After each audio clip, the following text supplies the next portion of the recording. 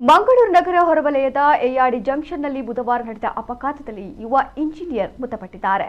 ಎಯ್ಯಾಡಿ ಬಾರೆಬೈಲ್ ನಿವಾಸಿ ರಾಮಚಂದ್ರ ಅವರ ಪುತ್ರ 27 ವರ್ಷದ ಕೌಶಿಕ್ ಮೃತಪಟ್ಟವರು. ಮಧ್ಯಾಹ್ನ ತಮ್ಮ ಬುಲೆಟ್ ಬೈಕ್ನಲ್ಲಿ ಬರುತ್ತಿದ್ದಾಗ ಎಯ್ಯಾಡಿ ಜಂಕ್ಷನ್ನಲ್ಲಿ ಆಟೋ ರಿಕ್ಷಾ ಡಿಕ್ಕಿ ಹೊಡೆಯಿತು.